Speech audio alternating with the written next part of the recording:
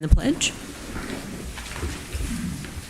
Place your right hand over your heart. Repeat after me. I pledge allegiance to the flag of the United States of America and to the republic for which it stands, one nation under God, indivisible, with liberty and justice for all. Okay. And Erica, if we can get a roll call, please. Councilmember Villaseñor. Here. Councilmember Austin. Here. Councilmember Alex. Here. Mayor Pro Tem Edmonds. I'm here. Mayor McCall. Here. All present. Thank you. And if I can get an approval of the agenda, please. I move to approve the agenda. I second it. Okay, I have a motion and a second. All in favor, please say aye. Aye. Okay, motion carries. All right, we're going to move on to item number 5, and this is presentations, and this is a water and sewer past due payment plan proposal. I'm going to turn that over to staff.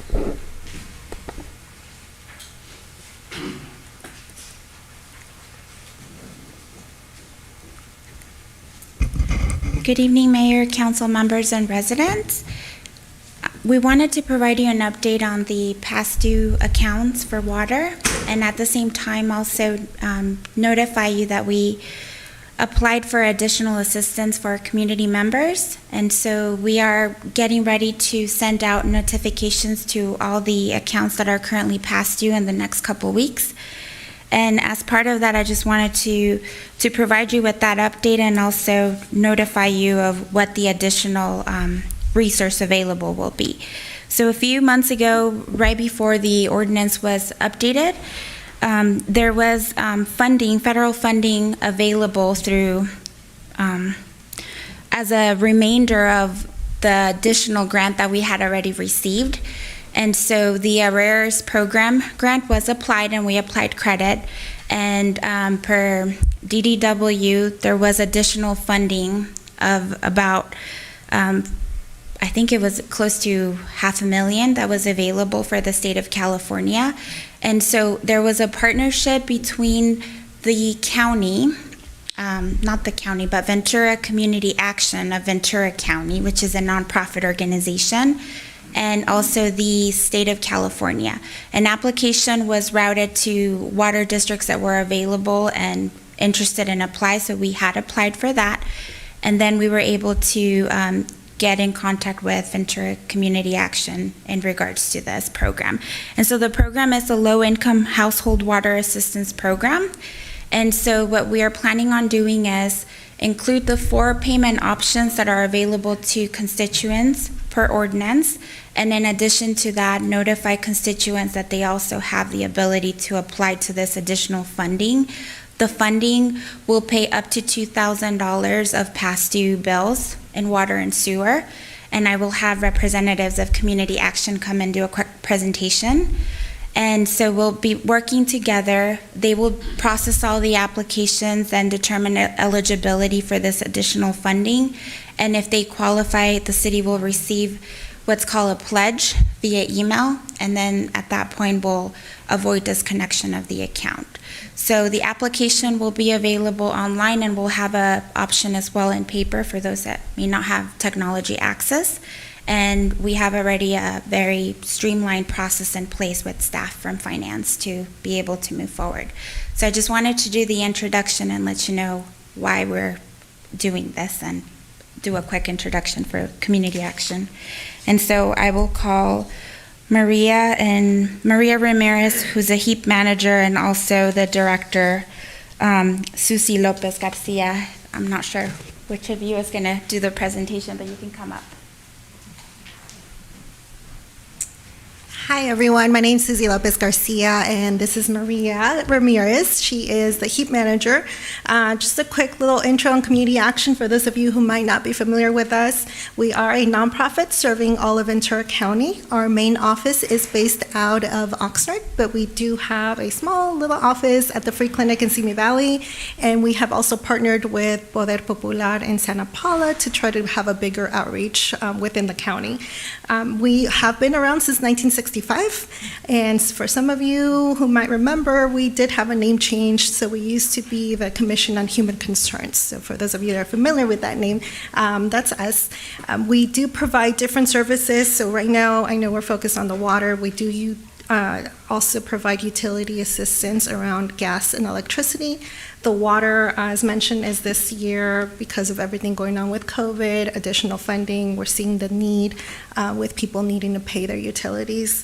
We also have food assistance. We have community workshops. We have a weatherization program that goes along with the utilities, so to weatherize homes and lower those utility costs in the home.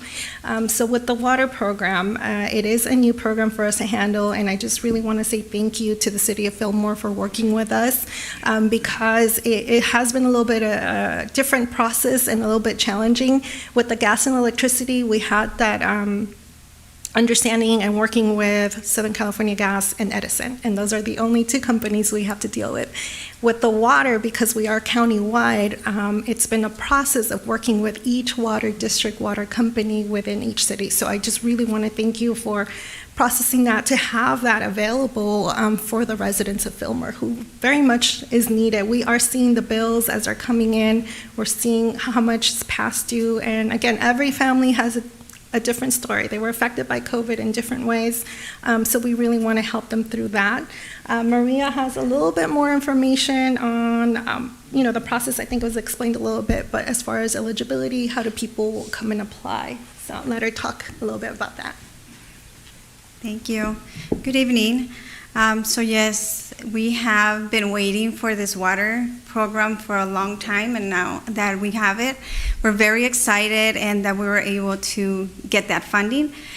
So it's very easy for someone to apply. It's just going online, getting our application, or also we can mail it in. We have a phone number that they can call in and we can just mail it if they don't have access to printing it. But it's the application, and then all they need is ID. It needs to be current ID, Social Security card, or anything with their number, the water bill, all pages, and income for everyone that's in the household. So just complete application, ID, social, bill, and income. It is an income-based, so we do need everybody's income. We do have a table that we have to follow through the state if they're qualified, but with this program, if they're in CalFresh or they're receiving cash aid, they can also apply and they do not need to provide income. So that's already a plus for the program, because it's going to make it that much easier just to give us the notice of action for either one, the CalFresh or the food stamps. Also, if residents have applied through our LIHEAP, the Home Energy Assistance Program through Edison or Gas, we can also pull that application if they've applied within the 120 days, and all they need to do is an addendum to the application and nothing else. So that's also something that we can work with. And besides that, if they haven't applied within the 120 days for LIHEAP, or if they're not receiving CalFresh or cash aid, then they do need to provide the application with everything that I mentioned before. So once we have an application ready, we can call a pledge, which is a promise to pay. We can email or call and let you know, okay, this applicant, they qualified for $2,000, and the state will take about 30 to 60 days to send in the payment, and then you'll get that payment in, but at least the client won't be disconnected for that time. And we also send out a letter, so you'll get a letter and then the client as well. So those are the things that we're doing. Do you guys have any questions? Go ahead. Go ahead, Lynn. I'd like to know, do you think you'll have enough money? Yes, so we do have a lot of funding. Fortunately, we got like 1.6, so we do have, and it's only for Ventura County, and we have it until, we have to spend it by August of 2023. Okay. So we do have a lot. That's relief. I would worry that someone wouldn't get it in on time and would miss out. So thank you. No, we do, yes. Okay, Thank you very much. Oh, Christina, do sorry. you have a copy? Do you have a question? Yes, I did have a question. Thank you so much for your presentation. I know you have an income eligibility guideline, but do you happen to know just off the top of your head for like a family of 4 where that income limit may be right now? Yes, for a family of 4 is at like 4,000 and some change, so 4,000 a month. Or less. Gross income. For a family of 1 is 2,500. Okay. Around those things. Okay. And we're going to have that, we also have that table online, so you can see, also if you know of somebody out of Fillmore, you can see the water companies that have been approved. So there'll be a list on our website, along with the income guidelines. Okay, thank you. Any other Thank questions? Thank you so much. We really appreciate this. Thank Yeah. you. Thank you for the great presentation. Thank you. Okay, so we're going to move on to public comments. I have 3 speakers this evening, and you'll have 3 minutes to speak. The yellow light will come on when you have a minute remaining, and first speaker is Brandy Hollis. Hi, how are you guys this evening? I'll keep it brief. It's been a crazy 2 weeks with soccer starting, so I don't have a lot for you. Just Project Help Up. Fillmore was able to house and take somebody to the shelter in Santa Paula, so that's great. We have accomplished some things. 2 is that I did stop to talk to Officer Garrow before the meeting. We were at Shields Park on Friday with my teen parents, picking up uniforms, and a gentleman that he's aware of comes through the park, yelling, screaming, waving his hands, acting erratic around a bunch of kids. Once again, this is a serious problem. Like, someone can snap like that, you just don't know, and it's going on all over Fillmore. So one, I'd like to, work on the plan. I'm going to meet with Simone, so thank you, Simone, for responding. But something has to be done. Every day it's worse. It's not getting better.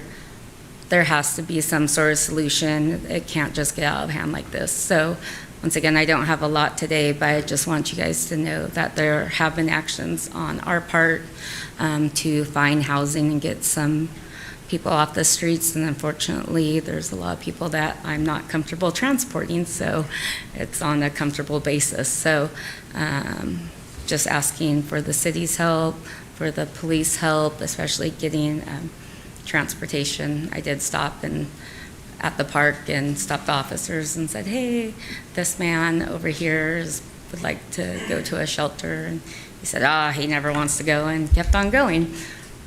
Didn't stop and ask him. Nobody stopped to talk to him. But I talk to him almost every single day. So he doesn't want to be on the streets, and I'm not comfortable driving him in my car. So there has to be another solution other than, oh, well, this is the way it is. It's not. There's things that can be done. And if that's just even transportation to a shelter, there has to be some sort of plan of action, and actually being able to identify how many homeless we do, in fact, have in the city. I think that's a real problem. I've been working with Gloria at the RISE project, but she's the only person for the whole entire county. Her availability is thin at best. Like I said, I had someone in my midst, and calling her and getting her out and getting her to, provide transportation to a shelter is slim to none because she's overworked. So I think as a city, we need to do something and not let it continue to get out of hand. So that's all I have for today. Okay. Thanks, Thank you guys. Okay, Norma Amaro. Goodness, 3 minutes. Guys know I get nervous, so I need 3.5 minutes. Okay, my name's Norma Amaro. Try to make this quick. I've been in business 29 years in Fillmore. Have my own business, my own shop, 19 years on Central. And there's a couple of things I'm upset about. I've been in Fillmore 71 years, and I plan to stay here till it's time to go. And I want to respect Fillmore. I like it to be clean, to be nice, and to be upheld. What I don't care for, but I abide, okay, I pay for my business license. That's fine. I have a yard sale on my own property. I need to pay for that too. I don't like it, but I do it. I put signs up the day that I'm going to have my yard sale, which is 1 day a year. And at the end of the day, I go and take all those signs up down. From what I understand, the city says that everyone that's going to have a yard sale needs to pay for a license or business permit, whatever. What I don't like, and this is a very, very small sample, I volunteered here a year ago to go around taking down signs, and you all told me no. It would be taken care of. It wasn't taken care of. These are yard sales, a little tiny sample, and I'm going to put them right here, of people in Fillmore that have yard sales and never, ever, ever take their signs down. They end up on the street, it ends up like a mess, and we look like a slum city. I'm sorry, but that's how I feel. My little granddaughter, and thank you for Mr. Martin, Alexis, she loves you very much for how much you support her. She wants to be a veterinarian. She talked to you all a while back. She gets very angry because she picks up trash because she says, Grandma, that they should not have trash on the streets. So I want to know if you all look at these posters and you look at the addresses, is anybody checking to see if these people even paid for their permit? Because even though I'm going to continue to pay and do the right things, it's not right for those of us, half of us, that follow the rules and other people get away with it. I don't know if you all understand why I'm saying this, but for people that have yard sales over and over again, not once a year, I'm talking once a month or more, that's like running a business. And they have signs everywhere in Fillmore, they never take them down, they're flying all over the streets. So I want something to be done about it, I really do. I think someone should, I volunteered and I would do it again. Take the signs down that have never been taken down, bring them to you, someone be responsible, look them up, did these people pay for their permit? And if not, they should get some kind of a fee or a fine, whatever. But it's just not fair that some of us follow all the rules, we may not like them, but we do. We follow them, and other people get away with it. And the other thing, I know you can't do nothing about it, but I've asked you before, and I hope it gets done. I'm a landlord. I own my property and another one. It's time. When you have, I'll make it in 30 seconds. When you are a landlord on Central, you should get your contract with your tenants that they have to park in back, not on Central. Because a lot of tenants park in Central all day long, and the police says they can move their car every 2 hours, and go right back in the same spot. And some of us are struggling to keep the business going. So next time I need 5 minutes. Thank you, guys. Thank you, Norma. Have a good one. Thank you. Bye-bye. Okay, last I'm gonna go watch it right now. last one we have is Albert Mendez. Hi, good evening, Mayor, council members. I'm here to speak on affordable housing and the need for affordable housing. We need more programs such as Many Mansions and the Cabrillo Project. I feel that they're an asset to the community. There certainly is a need here. Lots of residents benefit from those programs. And I myself, benefit from programs like that, especially when I was in college and I had nowhere to go. I was couch surfing, and if it wasn't for programs like Cabrillo or Many Mansions, no telling where I would have ended up. But I took advantage of those programs, and I worked my way up to earn my college degree, and now I'm a homeowner. I've been a homeowner here in Fillmore for the last 12 years. And I just wanted to know I support those programs, and us as a city need to support those programs. And that's all I wanted to say. Thank you, and have a good evening. Thank you, Albert. Okay, those are the only speaker cards I have. Anybody else looking to speak at public comments? Okay, none seen. So we're going to move on to the consent calendar. I move to approve the consent calendar. I have a question on the consent calendar. Okay, Christina? Yes, I know we had a lot of revised minutes, and particularly on the June 14th minutes, we had two speakers come from, they were youth who were from One Step Alaves, and they spoke about housing. And it's noted in the minutes, but I believe a letter was given maybe to you, Mayor, with a CC to council. And I just got wind of the letter, so I guess my question is, I don't know if the letter gets included in the minutes. I don't think it does, as it was handed to us. But if we can have staff give a copy in our boxes, that would be great.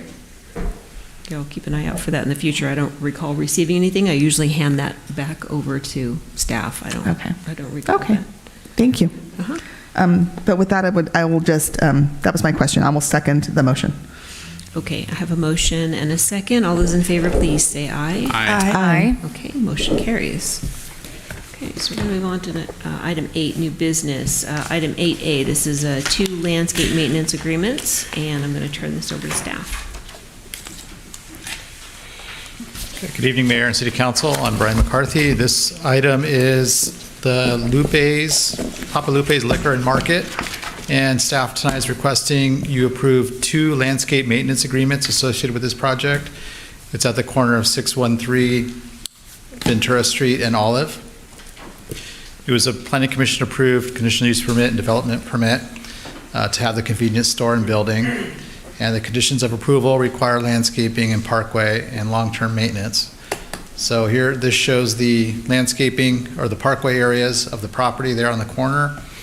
The property along State Route 126 is in the Caltrans right-of-way, and that work requires a Caltrans encroachment permit.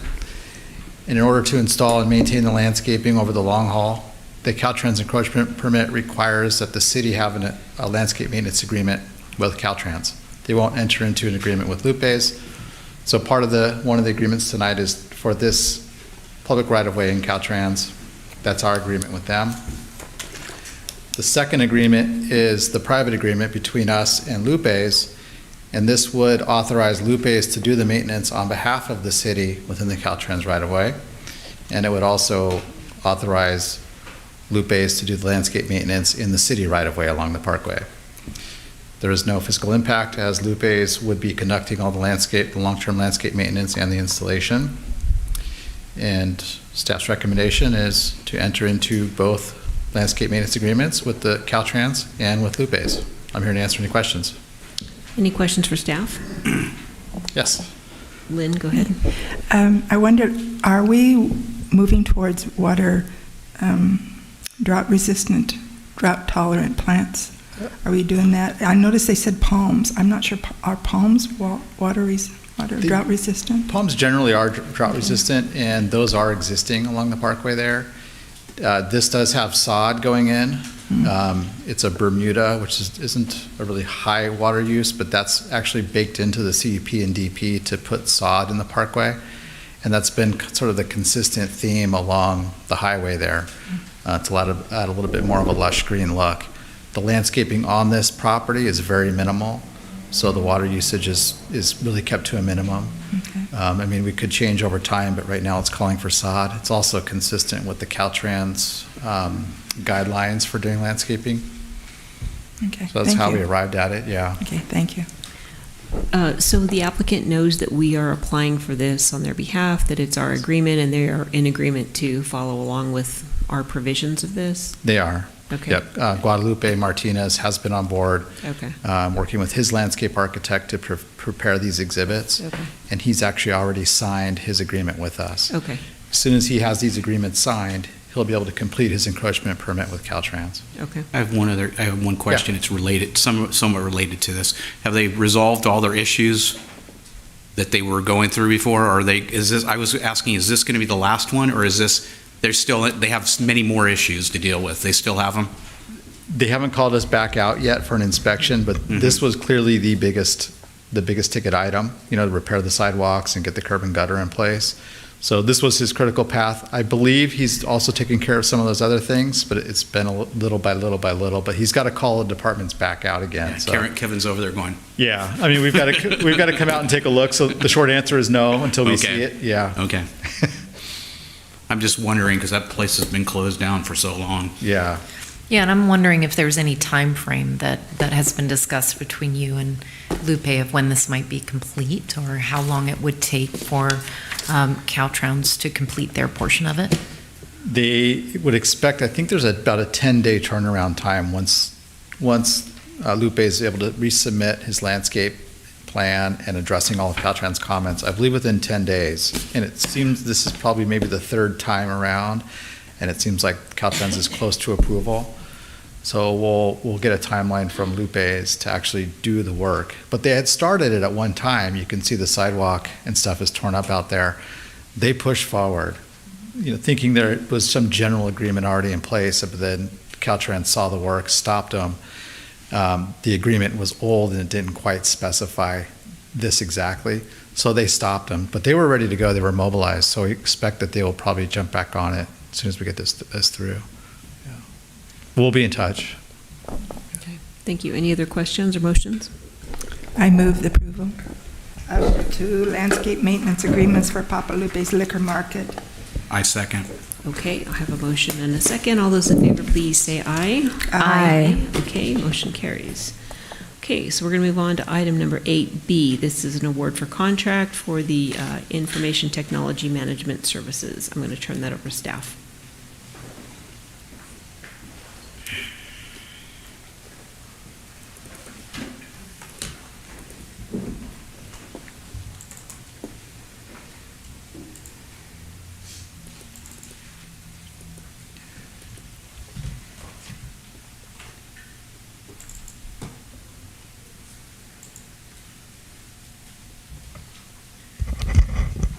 Okay, thank you. Let's see if I can get this sideways. Okay. I'm here to request appropriation of funds in the amount of $94,974 for the fiscal year of 22-23 and approve the recommendation to award a contract to Apex Technology Management for information technology management services. Background information. Under the direction of City Council, staff released an RFP for information technology and management services on June 1st of 2022. On July 12, City Council appointed Mayor Pro Tem Lynn Edmonds and Council Member Simone Alex to be part of a one-time ad hoc committee along with the City Manager's Office to review the proposals. The RFP deadline was July 15th. The city received 8 proposals, which were reviewed by the RFP ad hoc committee and staff. The review was based on qualifications, references, and current needs that the city has. The committee is recommending that the city award a 3-year contract with the option for the city manager to extend the contract for 2 additional 1-year term to Apex Technology Management. And factors for the recommendations were Apex Technology Management has impressive credentials and a great set of technology partners. We also felt like they offer unlimited virtual tech support, so that's 24/7 during emergency situations, 365 days a year. And there is a tech support line where you can call at any time during normal business hours to get help if you need to. The contract also will include a one-time quarterly on-site visit. And if City Council approves the recommendation today, staff will also work with Apex to prepare a yearly plan to address the areas of need that the city has technology-wise. That plan that Apex will help us prepare will be a long-term plan. It's a 5-year plan.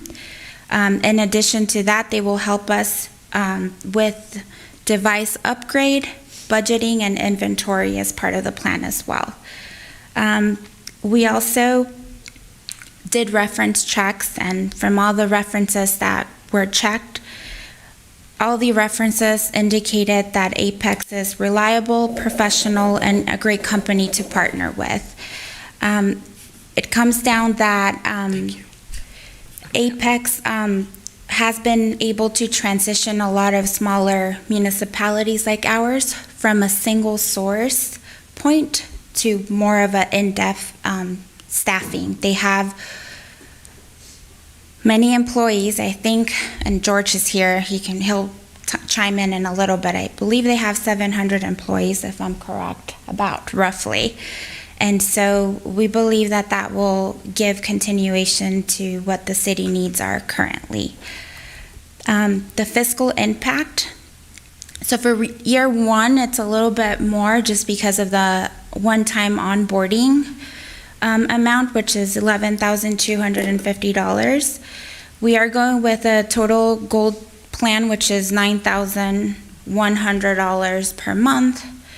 And we are budgeting about $25,000 for system upgrade and to cover any additional costs associated with the change of IT services.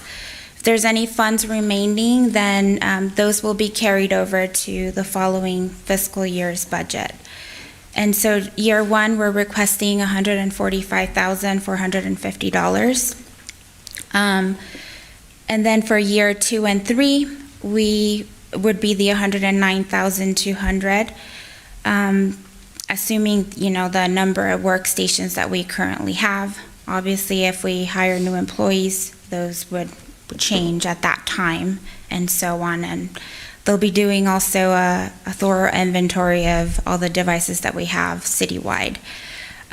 There's an optional extension on year 4 and 5, and that would increase by 3.5% of the base cost that's right now included in the contract. So our recommendation to partner with Apex is based on the city's need of having a dedicated full-time IT provider that can meet our needs within regular business hours. A company who has a help desk and provides quick response to employees with the ability of having different certifications and licenses to assist in the many areas of IT needs. Apex goal is to move away from a vendor relationship and become the city's own IT department. That is technically what they live for. They will help us remediate ongoing issues to eliminate those repetitions and make sure that those contingency plans are in place so that we don't have a repetitive issue that sometimes does happen. So they'll stabilize the network and identify those areas, pinpoint what areas need to be improved, and put systems in place so that we don't have to continue having those things. So that concludes my presentation. George is here with Apex. He has a quick presentation as well, so I'm going to call him up here, and then after that, I'll be available to answer any questions.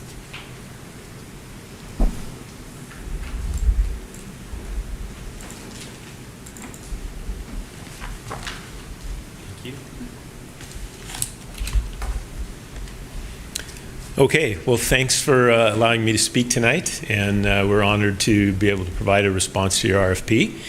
And I'm just going to go through maybe 10 or 15 minutes about Apex so you know what's involved in our organization, and just have a few slides here to go through. Our mission, you can see there, is transforming organizations and lives through innovative technology solutions. That's our headquarters building in Redding, California. And we have about 50 employees within Apex and within New Charter Technologies, which I'll talk about in another slide. We do have the over 700 employees, and that's a growing entity. We also have an advanced cybersecurity division called Cyber 74, formerly called Digital Umbrella. There's some information still out there. And we form that to provide the latest cybersecurity services and assessments for municipal governments, healthcare, and large nonprofits. As you guys know, the cybersecurity threat landscape has changed dramatically, especially for municipal governments. You're definitely a target, and any infrastructure like water, wastewater, treatment plants, your SCADA systems, all of those things are targets. A lot of small municipal governments have been hacked, and they're paying large ransoms, so your cybersecurity insurance is vital. And they're paying so many ransoms, they're requesting more and more services that you have in place in order to secure the city. So we have a dedicated team that's on top of that.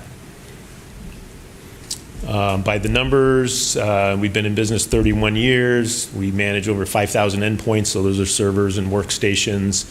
As Erica mentioned, we have the help desk. We'll talk a little bit more about that. And lots of good Google reviews. Hopefully you guys check that out, and the evaluation, along with our references that we provided.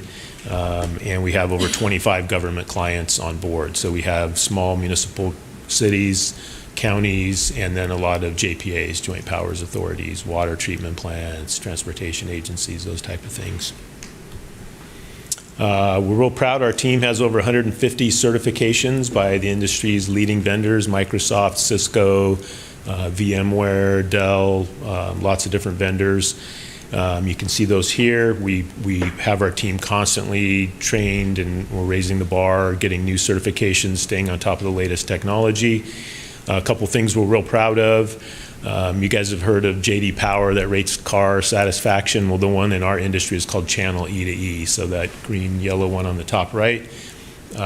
We are in their top 100 vertical market managed service providers nationwide, and what we're most proud of is we made their top 5 government list. So it's actually the 2022 ratings just came out, and we're still in the top 5, so we need to update the slide there.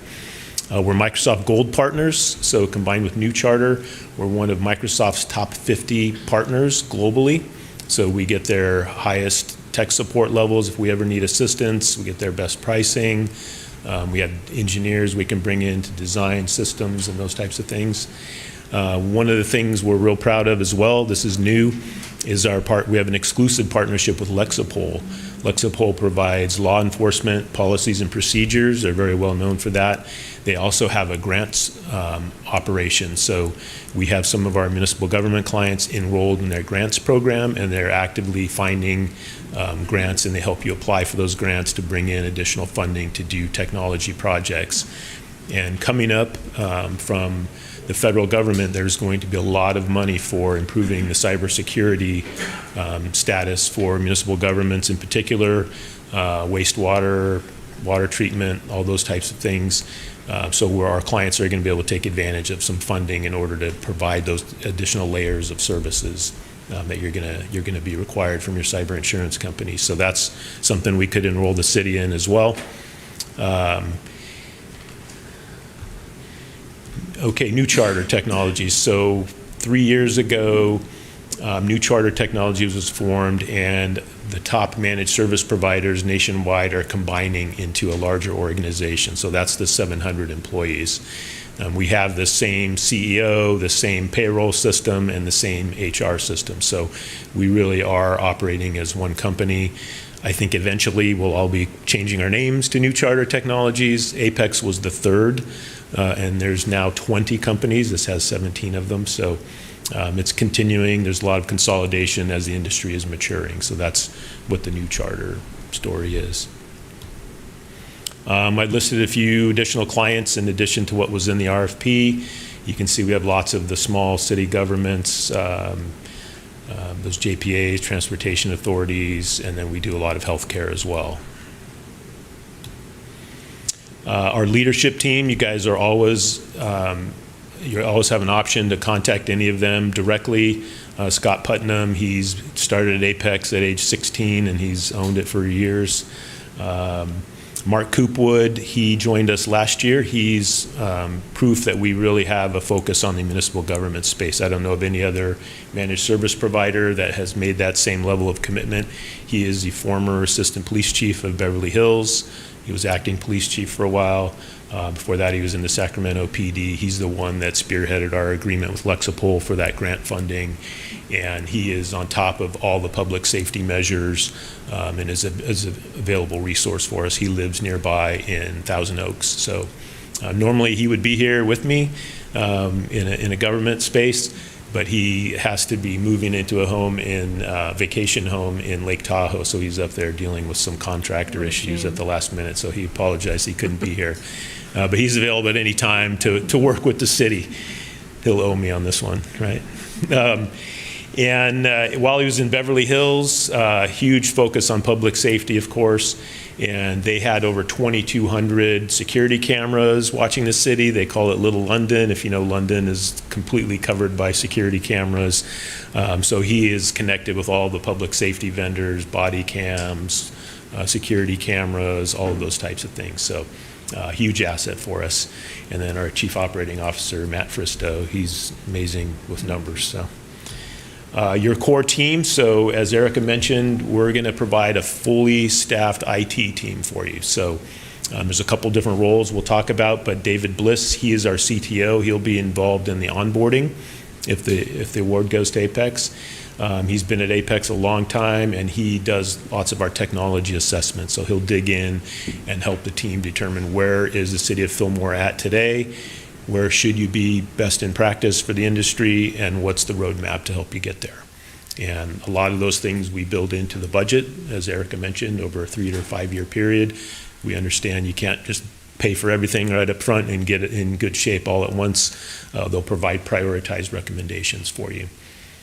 Brent, he is a senior engineer. He supports lots of our government clients. He's really an amazing engineer and has experience with a lot of the systems that Fillmore has as well. He'll be the lead technician. He'll be one that comes at least quarterly on site as well. Even if everything's running smoothly, we're still going to be down here at least quarterly to get eyes on things. And, we've had situations where everything's running great, and we come on site and we find out in the server room there's somebody stacked 50 file boxes, and it's taking up all the air conditioning, keeping the equipment running a little bit warmer than we like. So it's always good to have that presence. You'll get assigned what's called a VCIO. We'll talk a little bit more about that, but that's a virtual chief information officer. So he's not a city employee. He's our employee that helps the city with that role. So if you were to field your own IT department, you're going to have an IT manager, IT director. That's his role. He partners with the city management staff and the departments on what do they need from a technology standpoint, helps build that budget, provides monthly executive summary reports on how your technology is running. And Toby will be a great fit for you. We also have a full-time project manager, so anytime there's a project going on, we want to make sure you have professional project management to make sure we're hitting the goals of the project, coming in on or under budget. So we'll have him as part of the team. Real quick, we provide a full suite of services. So managed IT that we're talking about here, we have a whole suite of advanced cybersecurity offerings we'll probably be talking about down the line. Technology assessments, we're going to do an assessment during the first onboarding, the first 60 days of our contract, so we can tell you, here's where you are, here's where we think you should be, how do you get there? And then we have consulting and outsourcing for sometimes we just engage a client on a particular project versus ongoing services. We have a proven process we like to follow. It basically, we start with that assessment. We figure out where an organization's at. We build a remediation plan. So what are the steps in order to get in better shape, prioritized? Once our first goal for Fillmore would get you safe, secure, and stable. So we can just take care of all the baseline day-to-day activities. Once we get you there, then we can do more creative things, strategic planning, new initiatives that could help the city. A lot of times the VCIO will bring in ideas from other cities they're working with to solve some challenges here. And then at that point, we can do the optimization and innovation that we like to get to. Okay, so the managed services that you put the RFP out for consist of these 4 pieces, and they all work together. The VCIO we talked about, remote monitoring and management, our remote help desk that Erica mentioned, and on-site support. Most of this information is in the RFP as well, so I'm going to go fairly quickly. So the VCIO is your strategic partner. He is not the person that's going to be fixing your technical issues. They're the IT management layer that you need in order to guide you into the future and understand where you are today. So they're your partner. They'll work with Erica and Dave on building a budget. They'll provide monthly executive summary reports on what's the health of your system, how is it working. Do you have any staff members that haven't logged in 30 days? Maybe we didn't get notified of a termination. Well, that's a security hole. We want to close that. So there's a lot of good information that you'll get. What's the health of your backup, your antivirus system, all of those types of things. And one of the things at the bottom there that's important is they also can manage your vendors. So if you have a vendor for your phone system or your camera system or those types of things, they will actually get involved in vendor management. We like to review those contracts. I'm sure Tiffany reviews them as well. But we like to look for things, for example, if you're going to bring a new cloud system on, how do you get your data back in the event you terminate that contract? You want it back in a machine-readable form with a data dictionary, so you can import it into your next system. So there's some things they have a lot of experience in looking for and looking out for you as their client. third-party vendors, SCADA systems. We don't program the SCADA system, but we work with the SCADA team to design the infrastructure to support it, and then we can do the monitoring if they don't, make sure it gets backed up, all of those good things, make sure it's secure. Obviously, that's really important. Cabling. We don't do cabling. If you need cables run for new network drops or new wireless access points, your VCIO will find a cabling vendor. If you don't already have one, you need to have a state contractor's license, a C7 low voltage or a C10 full electrician. We don't have those, so we work with vendors that do. So that's something that your VCIO would definitely help out with.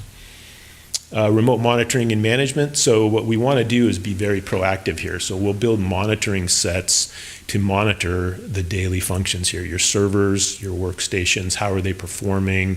Do they have enough disk space to continue running without crashing? Are they running too hot? They all have temperature probes in them for the most part.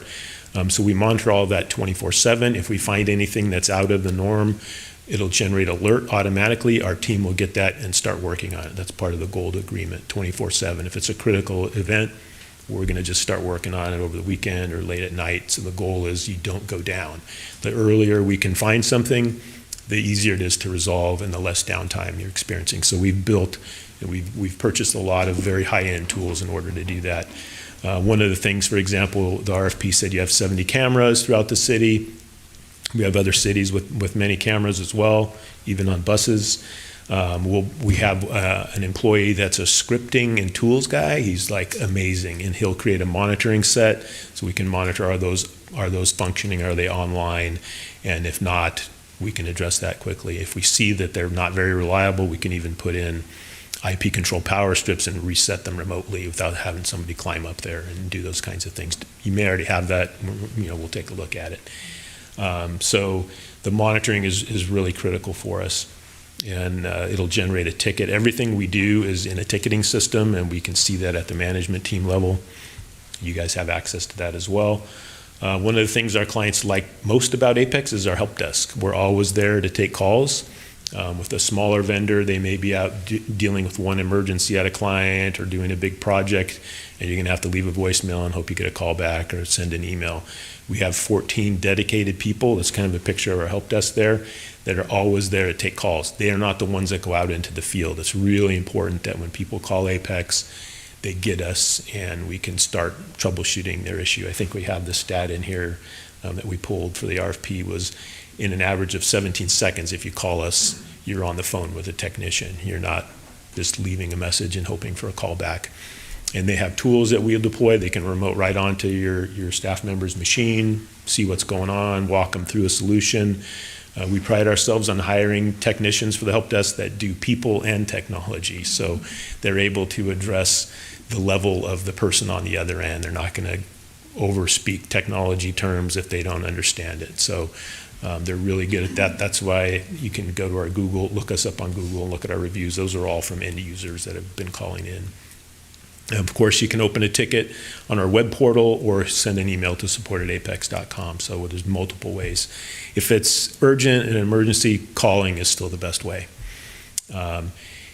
And if all of those guys are busy, we have a full-time scheduler that answers the phone as well, and he's looking at all the tickets that come in and assigning them to the right technician. So we have some management oversight of all of this work that's going on as well. And then anytime we close a ticket, the end user who requested it gets a customer satisfaction survey. It's 5 quick questions. How did we do? Do you consider the issue closed? Because sometimes we hear technology partners like, well, we fixed that, but the end user says, no, it's still a problem. So we monitor all of those at the executive team level. If we get any less than 95% satisfied, we dig into it and see what's going on there. And so, like I said, most of the things we do once we get you guys onboarded is going to be remote support. That's how we do it for many of those other city governments. We only have one that we actually have a technician on site, and they have some unique things that are going on there, but the rest are all done remote with those quarterly on-site visits, and we'll come out in between if we need with on-site support. So that's available, included in the quarterly visit. Your VCIO and lead tech will be coming out. If we need to get people on site, we have an office in La Cañada Flint Ridge with 15 technicians, all the way up through senior engineers We have a cybersecurity engineer that lives in Los Angeles as well. And then we're working on additional dispatch capability to be within 30 minutes as well. So it's pretty common for us to build that kind of a network. We're part of something called Field Nation, that we can dispatch other technicians that are background checked and all of those things. I know you don't have a direct police department, you're using the sheriff's office, but all of our technicians that'll be working on your systems are CLETS certified and CJIS certified, so they've gone through the criminal justice information checks, background checks. They get live scanned at most of our cities that do have a PD, so you know that they're on top of that. David, our CTO, he does a lot of those risk assessments for the clients with police departments as well. I'm almost done. Then we have another team, professional services. So we have the field technicians that go on site, we have the help desk technicians, and then we have our professional services. These are the guys that do the project work. So they can, if the need comes up for the city to implement a new system, they're going to be the one the VCIO brings in to analyze, work with a vendor, build a project plan, build a proposal. Here's all the equipment you need, here's any licensing you need, and here's the labor that goes into it. City manager gets to review and approve that before anything happens, and then it goes to our project manager. So, and then if it's approved, they go and do the project, and they work after hours. So we know we can't take you down on a Tuesday at noon for 8 hours to upgrade a system, so they're going to work at night. We figure out their schedule or over the weekend. So, so these guys are out there doing projects to handle pretty much anything that the city would need. That's it. If you guys have any questions, I can address them now or down the line. Okay, any questions? Oh, it's very thorough. Comment. Thank you. Yeah, Go, Mark. Yeah, go ahead. No, I have one for Okay. Erica and Dave. What were roughly the price ranges between the low and the high of the 8 proposals you received? It's about Just roughly. roughly 70, 72. That was like the average. Okay. But it had a limited amount of hours, and so Apex, may seem a bit higher, but you're getting all these add-ons, which is technically benefits the city in the sense that we'll have unlimited tech support where other vendors didn't provide that. One thing I did forgot to mention too, and I should have said it earlier, is that the CIO from the county volunteered to also review the proposals, and he recommended also Apex. Apex was his #1 choice. And I have one other question. What kind of rate, how did you guys rate all the proposals together? I mean, did you have some rating system or?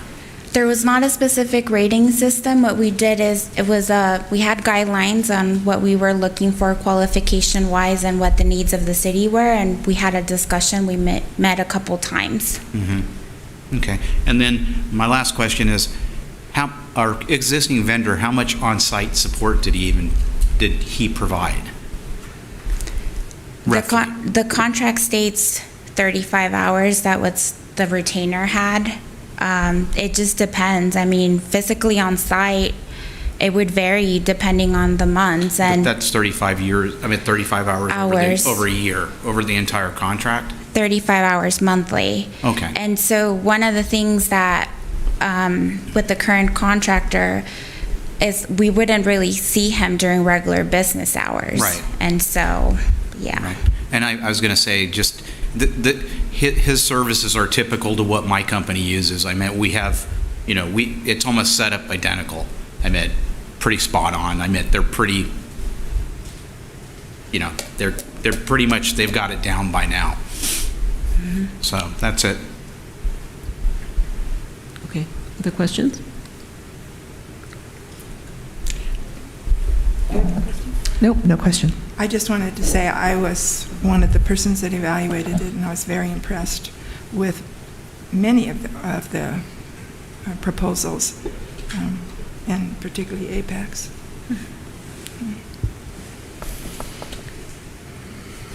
Okay, if there's no more questions, any motions? I move to award the contract for information technology management services with Apex Technology Management. There's two parts. The Oops. recommendation. What's the next part? There's also the allocation of the budget to fund. Oh, got it. And approve the award of a contract to Apex Technology Management for Information Technology Management Services, and authorize the city manager to execute this agreement in a form approved by the city attorney. Okay, I have a motion. Do I have a second? I'll second. Okay, I have a motion and a second. All those in favor, please say aye. Aye. Any opposed? Okay, motion carries. Great, thank you. Okay, so with that, we're going to move on to committee, commission, and board reports. Want me to start?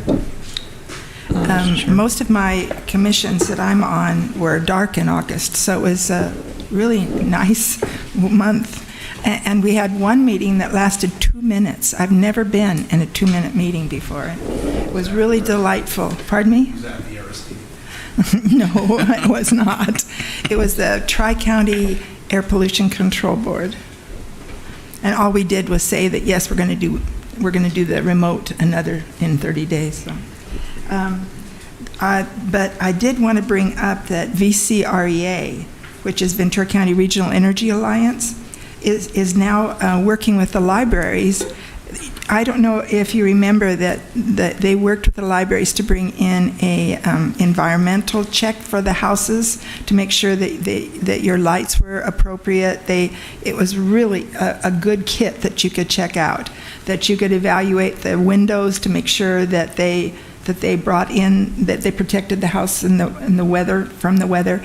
And then they also provided weather stripping for you, and they provided the best light bulbs, and you could have them. There were some things you had to keep in the kit, but a lot you could take and actually use. It was just a very nice kit. This one is a new one, and it is to show people how to use a convection stove. So they have a stovetop convection and also provide the pan. And it has the instructions so that as we're moving into a more electrical service, it shows how convection can be used. And you can check that out at the local library. Well, that's a bit of a challenge for us because our library is being, as you know, is being remodeled. And so I went to Piru, and they are now going to have 2 kits there, and you can, I reserved one. I'm 30 in line in the county. So if you're interested in finding out about it, you can either go to, I guess the closest one would be Ventura or Piru, because Santa Paula has a private library. It's a city-based library. So any county library will have that, and you can get online for it. And some of them have them up on the shelves. Nobody's asked, so get in there quick. And that's all. Okay, anyone else? Yes, I'll give a brief update for the Fillmore-Piru Basin Groundwater Sustainability Agency. As I think I let you know, our Ed McFadden moved on, and Gordon Kimball, he retired in Alaska. Gordon Kimball, who was the Fillmore Pumpers Association, has moved on and is now representing United Water, and in his place, Debbie Jackson is now the Fillmore Pumpers, and she's really wonderful, very knowledgeable, has had a ranch here for I think many, many years, and she's jumped right into the position, so that's been really great. I think I had let you know about our next phase now that we have submitted our sustainability plan to the state, and we're just waiting to hear back from the Department of Water Resources, is to look at local projects and what we can do as an agency. And the number one thing on the list is helping to support the Cienega Restoration Project, which is right out here by the Fillmore Fish Hatchery. So that'll be really great that the basin is going to focus in on this area of restoration. A second area that we're going to focus in is gathering more data on domestic wells, and particularly those that might that are at might go dry, and so that's going to really inform us as well. So just keeping you up to date. That's the agency update. Okay, anyone else? Okay, city council reports, recommendations, and comments. Anyone? No? Go ahead. I attended the opening day of AYSO, and it was so fun to see all those kids. They were so excited about playing, and it was at Two Rivers Park. Unfortunately, there's still a lot of gopher holes, and I really don't think they're gophers. I think they're Mammoth Mountain. They have huge holes and huge, huge amounts. It could be a badger, but it is huge out there, so I'm worried about the kids playing soccer, but so far as I saw, there was no one hurt. I don't know if you know that today is the International Day for the Remembrance of the Slave Trade and its Abolition and Lasting Effects. So just think back on that. And Marissa Rodriguez contacted me concerned about the fact that we need to be always aware of ADA throughout the city, and as we do repairs and as we fix the streets and the sidewalks, make sure that wheelchairs and persons with disabilities have an easy way to get around. And another question, and I wondered if perhaps there are a lot of people have called me concerned about, with questions, not particularly concerned, why they're replacing the curbs in Vaughn's, in that area there. Do you know why that's happening? I forgot to call you, Kevin. That's okay, to be ADA compliant. Oh, it is? Well, I'll tell Marissa. She'll be pleased. There you go. So thank you. That's it. Okay, anyone else? I have one update. Okay. Next Thursday, September 1st, at 5:45, at the One Step Alaves Center, there will be a community, and it's going to be in person but also virtual, community pedestrian and bicycle safety training for Fillmore. This was a group called the Sespe Bike Collective, who organizes really fun family rides on the weekends, and also does a bike rodeo for youth in town.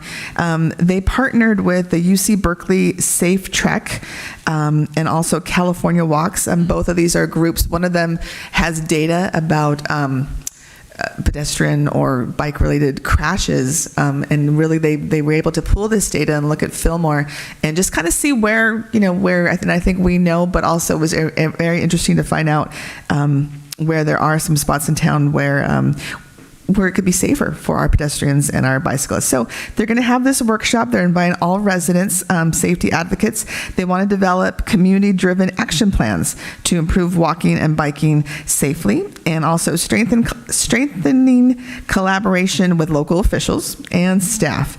They want to make Fillmore a safer and a more pleasant place to walk and bike for everyone. So everyone is invited. It would be wonderful. I plan to attend if staff from the city would like to attend, and unfortunately, I don't have a physical flyer, but I will send that out to Erika, and hopefully we can also share the information.